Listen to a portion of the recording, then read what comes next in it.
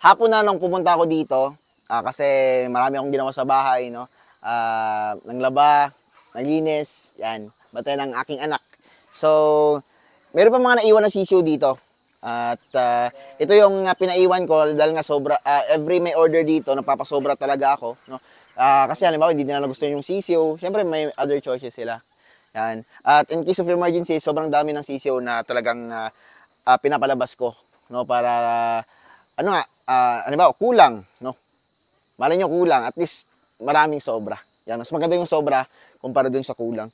So, itong mga sisiw na to pinaiwan ko at para pangbayad ng kuryente, dahil yung kuryente namin dito is almost 6,000 dahil sobrang daming gumagana ditong ilaw, pati sa incubator natin gumagana. Kasi nga marami yung niloload natin at bayong-bawi na dahil nga isang hatch lang naman or isang batch lang sisiw, bayong-bawi na ako. So, meron tayong 3 buyer na dumating ngayong araw, no? 2 kanina at isa ngayong hapon. So, di ko na sila naabutan and may pambayad na ako sa kuryente. Sobrang bilis ng pera dito. Napakalakas ng ulan dito, no? Tignan nyo, nagfa-fogs. So, ngayon magpapakain kami. So, ito yung mga ginagawa namin kapag umuulan. Dapat talaga is dry feeding, no? Dry feeding, medyo mainit kasi yung feeds sa katawan ng ating mga alagang manok. Kaya dry feeding yung gamit namin dito. Yung kinagandahan pa dito is syempre meron tayong crack corn na nilalagay sa kanila, hammered corn din, para mas uminit yung katawan nila, no? Lalo na sa malamig na panahon. Yan. So kita nyo naman, napakaganda pa rin ng manok namin kahit na hindi maganda yung panahon. Yan. So hot carbo or hot carbs yung crack corn and hammered corn. Kaya nakakatulong talaga yan para uminit yung katawan nila, no? So hindi naman natin matimingan yung panahon, kaya dry feeding talaga yung ginagamit namin, no? Daily po yan, dry feeding. Yung iba kapag mainit yung panahon, ginagawa nila is wet feeding, no? Para yung purpose nun is medyo malamigan naman yung katawan ng manok natin kapag mainit or dry season. So yung technique namin, and every 50 kilos of feeds namin, naglalagay kami ng vitamins.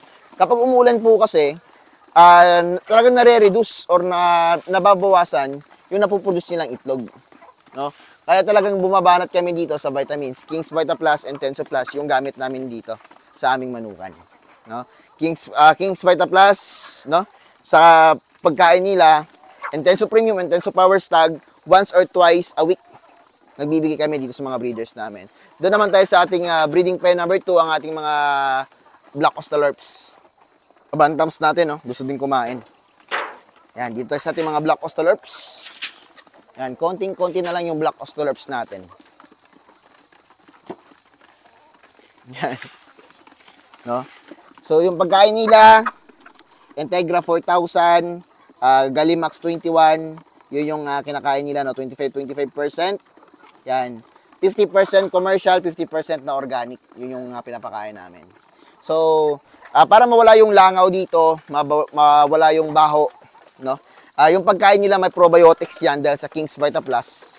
And syempre, mayroong organic, no? 50% organic, kaya walang langaw, hindi din mabaho. Kasi nga, mayroong organic formula yung minimix natin dito sa ating mga alaga. Yan, dito naman si Papang sa ating breeding pair number 3. No? Ilang minuto pa lang, ganyan lang kadali yung trabaho dito sa manukan. Yan. Yan, pakain, painom ng tubig, harvest ng itlog. No? Ganyan kadali yung trabaho dito. Yan, simpleng-simple lang. Tignan nyo, no? Wala pong langaw yan. At hindi po kami nagwawalis dito everyday. Pero hindi po nakikita yung poops. Dahil nga, merong organic sa pinapakain namin dito sa aming mga alaga. Yan, simpleng-simple lang po yung manukan talaga namin, no? Hindi po magastos to. Wala pong bakal. Yan. Coco lumbers lang. Yan. So, itong beast na to talagang pamatagalan, no? So yung mini-maintenance lang namin dito is itong kawayan kasi minsan narurupok na rin to. Yan. And ano pa bang mini-maintenance namin dito, no? Yun lang naman talaga yung mini-maintenance namin. So ganyan lang kasimple. Ito automatic feeder natin. Matagal na rin to. Mahigit 2 years na ata yung automatic feeder natin. Yung iba, no? Dito sa breeding pen number 3, ito yung mga matagal na automatic feeder natin. Automatic feeder yan, dahil in case of emergency, may pupuntahan kaming malayo, talagang kahit 10 kilos, no? 10 kilos yung capacity ng aming isang automatic feeder. Yan. So kapag meron ka ditong 10, pwedeng 100 kilos, pwede ka mawala ng ilang araw talaga. Yan, or isang linggo, pwede. Yan, kasi nga, meron automatic feeder. So, ganyan kasimple lang po yung ginagawa namin dito, patubigan, sinasabit lang namin. Yan, sinasabit lang namin yung patubigan. Para hindi po matumba. No? Kasi kapag natumba yan, sayang yung mga nilalagay nating vitamins. Doon naman si Papang sa breeding pair number 4. May mga bisita pala tayo. Rhode Island Reds natin, kumukunti na lang. Pero goods na goods pa yan. No? Marami pa rin kami na-harvest dito na itlog everyday. Pero talaga nababawas din. Siyempre nagbabawas tayo ng manok. Yan. Yung ating mga kinokondisyon. Kumakain.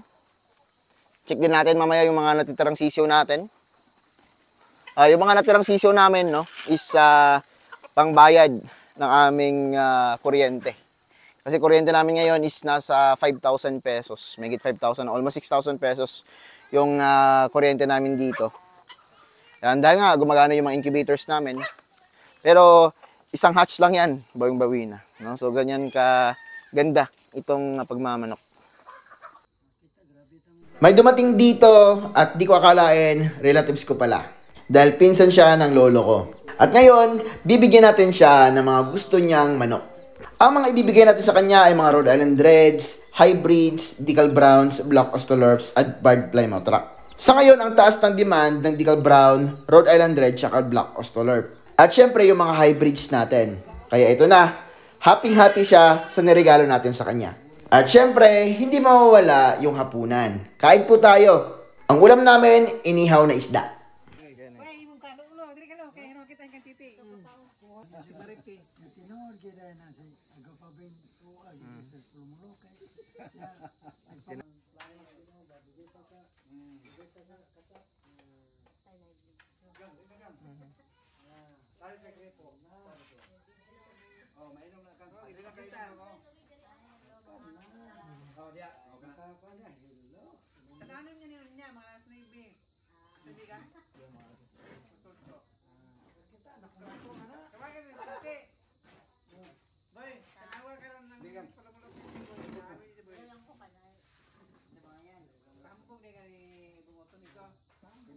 Tinapay itong bisita ni siya nga ulit na nakatong siyan. Kasi kaon ako. Bakit ko ng tiyan? Way kalos gino way 10,000 ani. Way ko ting kaon. Oh.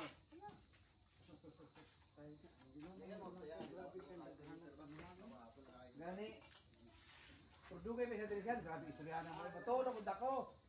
Ana si Marite mamang mga Mas bangun dia kayaknya sekiran yunung. Itu gusto yan.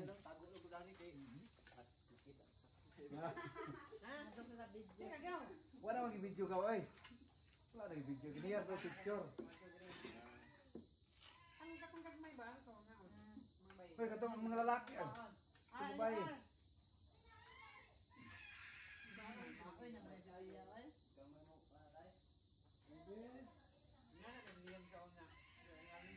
Ildi yun, ildi. Grabe kamaoy itong mga po kung babae kamukwangan ay. Makabungkag to sa dalon-dalon ni mong mga sinuli nga patupante. Makauli ka gahat. Maoy yun. Nel, ayaw daw niya kanelo din Nel. Ilan taon ka? Yan, talagang. Taon na. Ikaw tayo ba? Ano yun?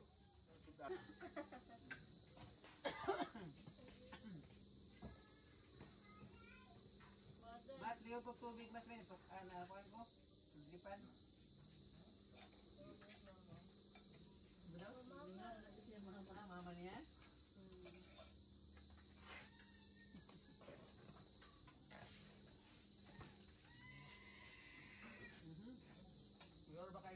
kauban. Anak lang ni ma'am. Natangmangkol. Hindi, parang kinako. Ah, Si mama wala na kauban. Mga lalaki, man akong anak. Malaki na imo ba? Ika? Induha? Itong isa ka to kamagulangan, gusto dito sa manhidri, kaya hilig ko dito sa manok. Kasi kita kita siya kabang sa imong iwan. Gusto lang to. Naka naman sa practice ako sulahan. Kakawin, jump nila na state. Kami na ni mamuli na lang gimuran. Nasa dito nila sa... Basta na pinang lambayon, tapakan. Alam, balong daw kakan. Ito, nag-grip mo. Ano itong lambayon, patong takurang. ngayon ba yung po dito? Magani. Mga Ilocanoan dito sa dito.